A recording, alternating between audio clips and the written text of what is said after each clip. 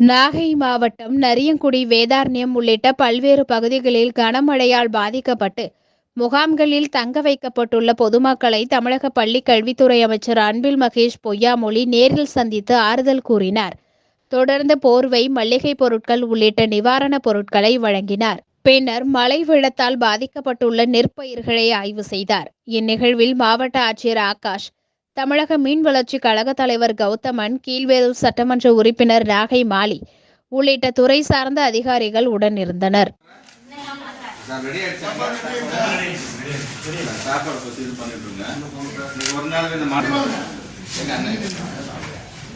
சாப்பாடு எல்லாம் சொல்லிட்டு நானே பார்த்து அப்புறம் முடிவு பண்ணேன். வீடு என்ன ஒழுங்குதான் உங்களுக்கு? வாய்க்கால ஒட்டி இருக்காமா? ஆக்க ஒட்டி பட்டாளம் உங்களுக்கு வாங்கி கொடுத்தாங்கல்ல, அங்கேயே போக மாட்டேங்கிறீங்க. கொஞ்சம் இடமா இருந்து எவ்வளவு ஒரு குடும்பம் கூட பண்ண முடியாது சார்.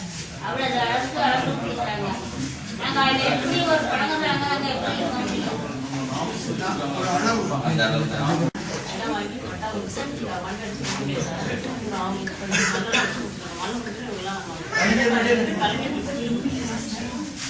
வீடு கட்டி கொடுத்தாங்க போயிடலாம்.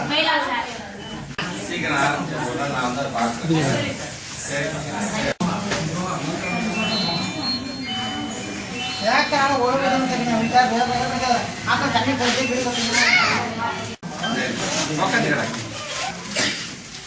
கொடுங்க.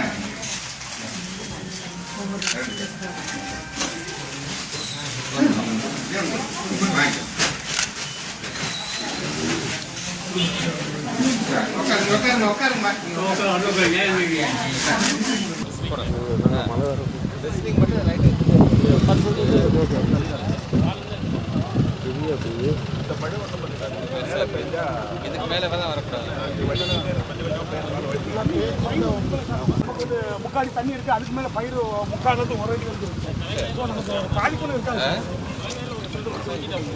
அப்படியா?